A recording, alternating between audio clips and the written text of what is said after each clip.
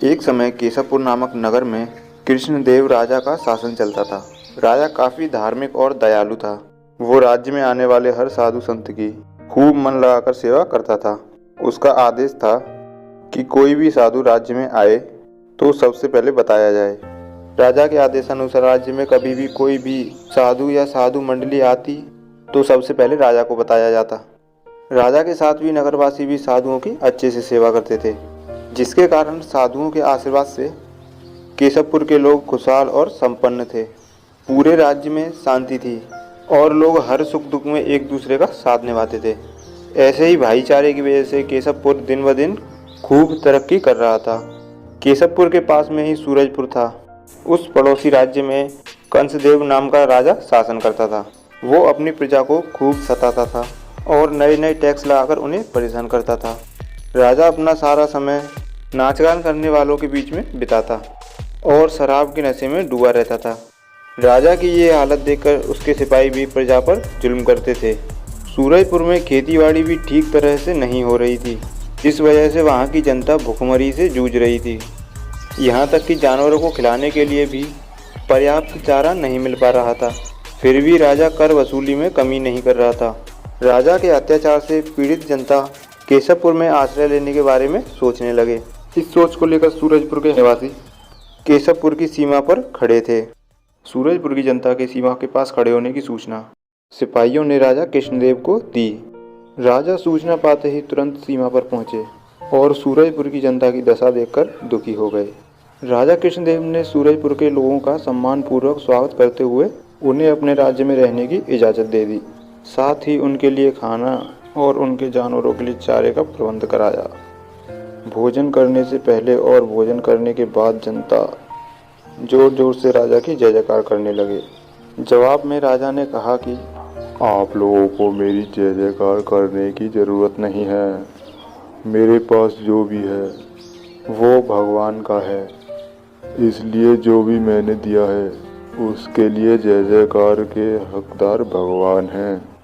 ऐसे में आप मेरी जगह भगवान की जय जयकार करें, क्योंकि वही हम सब के पालनहार हैं। कुछ दिनों के बाद सूरजपुर की बची हुई जनता भी केशवपुर की तरफ पलायन करने लगी और धीरे धीरे सूरजपुर के ज़्यादातर लोग केशवपुर में फंस गए। देखते ही देखते पूरा राज्य खाली हो गया और राजा कंसदेव और उनके कुछ सिपाही नगर में रहने लगे। भूखमरी के कारण पशु पक्षी मरने लगे और उनकी लाशें नगर में ही सड़ने लगीं। इसी के चलते पूरे सूरजपुर में बीमारी फैल गई। राजा के बच्चे लोग भूख और बीमारी से परेशान रहते थे और अधिकतर लोग मरने लगे। एक दिन राजा कंस की पुत्री को हैजा हो गया, जिससे कुछ ही दिनों में उसकी मृत्यु हो गई। राजा लाचार हो गया और वो सोचने लगा कि उन्होंने जनता पर काफ़ी अत्याचार किया है। यह सोचकर राजा कंसदेव भगवान से क्षमा की भीख मांगने लगा। कुछ दिन बिताने के बाद राजा कृष्णदेव के राज्य में साधुओं की टोली पहुंची, जिसकी सूचना राजा को सिपाहियों ने तुरंत दी। उन्होंने राजा को बताया कि इस मंडली में 2 साधु महिला व युवक हैं, जिनमें से एक युवक राजकुमार जैसा और एक युवती राजकुमारी जैसी दिख रही है। राजा यह बात सुनकर तुरंत सब काम छोड़कर सीमा पर पहुंचे और उन सभी को सम्मान पूर्वक राजमहल में ले आए। राजा ने उन सभी की खूब सेवा की। कुछ दिनों बाद साधुओं ने राजा से उसके नगर घूमने व वहाँ की जनता से मिलने की इच्छा जताई। राजा भी साधुओं की बात सुनकर उनके साथ नगर की ओर निकल पड़ा। साधुओं ने देखा केशवपुर का हर नागरिक खुश है और जहाँ से वो गुजरते हैं वहाँ राजा की जय जयकार होने लगती है। सभी प्रजावासियों ने राजा व साधुओं को फूल माला से सम्मानित किया। जनता द्वारा राजा के लिए इतना आदर सत्कार देखकर साधु ने कहा, राजन, आप धन्य हैं। आपके बारे में जितना सुना था आप उससे भी बढ़कर हैं। मैं साधु नहीं हूँ, बल्कि आपके पड़ोसी राज्य सूरजपुर का राजा हूँ। मैंने अपनी जनता पर बहुत अत्याचार किया है, इसके कारण वो आपके राज्य में बस गए हैं। मेरे अत्याचार के चलते पूरे राज्य में भुखमरी व बीमारी फैल गई, जिसकी शिकार मेरी एक बेटी भी हो गई। अब मैं अपने पापों को धोने के लिए भगवान की भक्ति करने लगा हूँ। मैं जिस राह पर चल रहा हूँ उस पर अपनी पत्नी, बेटी और बेटे को चलने के लिए नहीं बोला है। मगर ये कहते हैं कि ये मेरे पाप में बराबर के भागीदार हैं, जिसके कारण ये भी वैराग्य जीवन जी रहे हैं। हम अब सब कुछ छोड़कर तीर्थ के लिए निकलने वाले थे, लेकिन तीर्थ पर जाने से पहले अपनी प्रजा की हालत देखने की चाह हुई। अब मैं अपनी प्रजा को खुश देखकर संतुष्ट हो गया हूँ। मैं आपका आभारी रहूँगा कि आपने मेरे राज्य की जनता और अपने राज्य की जनता में कोई भेदभाव नहीं किया। अब हम भगवान की भक्ति में अपना जीवन सुकून से व्यतीत कर सकते हैं। कंस देव की बातें सुनकर कहा, आप धन्य हैं जो आपको इतना अच्छा परिवार मिला। आपका परिवार सुख के साथ ही दुख में भी आपके साथ है। मुझे अफसोस है कि आपकी जनता ने आपको बुरे समय में अकेला छोड़ दिया। राजा कृष्णदेव की बात सुनकर राजा कंसदेव कहता है, मुझे अपनी प्रजा से किसी तरह की शिकायत नहीं। फिर राजा कृष्णदेव ने कंसदेव से कहा, आप अपने पुत्र को मेरा दामाद और अपनी बेटी को मेरी बहू बना दीजिए। राजा कृष्णदेव की बातें सुनकर राजा कंसदेव की आंखों में आंसू आ गए और मुंह से एक भी शब्द नहीं निकला।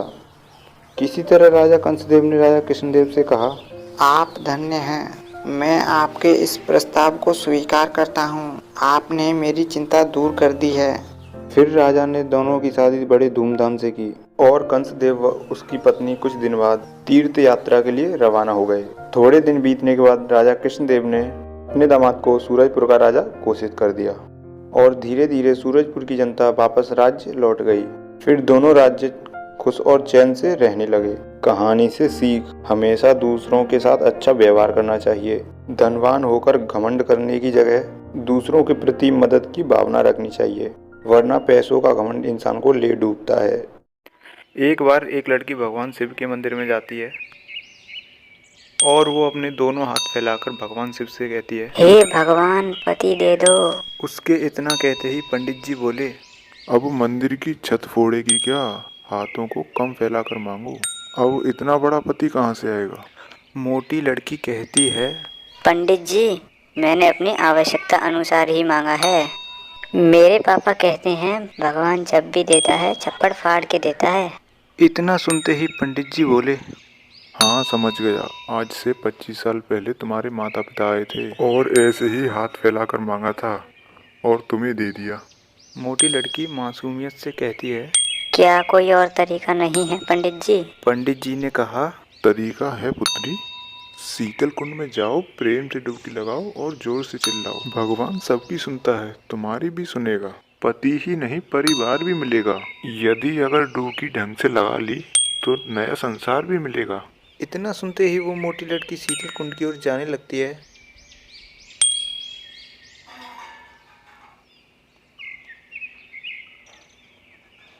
और वहां पहुंचकर वो शीतल कुंड की सीढ़ियों से नीचे उतरने लगती है। अचानक उसका पैर फिसल जाता है और वो शीतल कुंड में गिर जाती है। धीमे धीमे वो डूबने लगती है और डूबते हुए चिल्लाती है, बचाओ बचाओ बचाओ बचाओ। लेकिन बार बार मुंह में पानी जाने से मुंह से आवाज निकली, बच्चा आओ, बच्चा आओ, बच्चा आओ, बच्चा आओ। वहीं एक बच्चा होता है जो कि अनाथ होता है। उसको अपने माता पिता ना होने का बहुत दुख होता है। जैसे ही वो आवाज़ सुनता है और नदी में देखता है कि कोई डूब रहा है, वो तुरंत नदी में कूद जाता है। अब मोटी के मुंह से निकलने लगा, आओ आओ आओ आओ। इसी दौरान वहां से गुजरते एक मोटे युवा ने युवती की आवाज़ सुनी तो देखा वहां बिल्कुल मेरे समान बेहद सेहतमंद युवती। तो सोचना क्या, आओ चलो। वो दोनों मिलकर उस मोटी लड़की को बचा लेते हैं। तभी वहां से पंडित जी गुजरते हैं और कहते हैं, देखो पुत्री, मैंने कहा था ना, पति ही क्या परिवार भी मिलेगा। थोड़ी देर की ही बात है, नया संसार भी मिलेगा। कुछ टाइम बाद उन दोनों की शादी हो जाती है और वो तीनों खुशी खुशी अपना जीवन व्यतीत करने लगते हैं। एक बार की बात है, सीतापुर गांव में जगमोहन नाम का एक व्यक्ति रहता था। उसका काम कुछ अच्छा नहीं चल रहा था, इसलिए उसने धन कमाने के लिए विदेश जाने का फैसला किया। उसके पास कोई ज़्यादा पैसे या फिर कोई कीमती वस्तु नहीं थी, सिर्फ उसके पास एक लोहे का तराजू था। उसने वो तराजू साहूकार को धरोहर के रूप में दे दिया और बदले में कुछ रुपए ले लिए। जगमोहन ने साहूकार से कहा कि मैं विदेश से लौटकर उधार चुकाकर तराजू वापस ले लूँगा। कहकर वो विदेश चला गया। जब 2 साल बाद वो विदेश से लौटा तो उसने साहूकार से अपना तराजू वापस मांगा। साहूकार बोला, वो तराजू तो चूहों ने खा लिया। जगमोहन समझ गया कि साहूकार की नीयत खराब हो गई है और वो तराजू वापस नहीं करना चाहता। तभी जगमोहन के दिमाग में एक चाल सूझी। उसने साहूकार से कहा, कोई बात नहीं, अगर तराजू चूहों ने खा लिया है तो इसमें तुम्हारी कोई गलती नहीं है, सारी गलती उन चूहों की है। थोड़ी देर बाद उसने साहूकार से कहा कि दोस्त, मैं नदी में नहाने जा रहा हूँ, तुम अपने बेटे धनदेव को भी मेरे साथ भेज दो, वो भी मेरे साथ नहा आएगा। साहूकार जगमोहन के व्यवहार से बहुत खुश था, इसलिए उसने जगमोहन को सज्जन पुरुष समझकर अपने बेटे को उसके साथ नहाने के लिए नदी पर भेज दिया। जगमोहन ने साहूकार के बेटे को नदी से कुछ दूर ले जाकर एक गुफा के पास ले गया और धनदेव को गुफा के अंदर छोड़कर बाहर आ गया। उसने गुफा के दरवाजे पर एक बड़ा सा पत्थर रख दिया जिससे साहूकार का बेटा बचकर भाग ना पाए। साहूकार के बेटे को गुफा में बंद करके जगमोहन वापस साहूकार के घर आ गया। उसे अकेला देख साहूकार ने पूछा, मेरा बेटा कहाँ है? जगमोहन बोला, माफ़ करना दोस्त, तुम्हारे बेटे को चील उठाकर ले गई। साहूकार हैरान रह गया और बोला, ये कैसे हो सकता है? चील इतने बड़े बच्चे को कैसे उठा ले जा सकती है?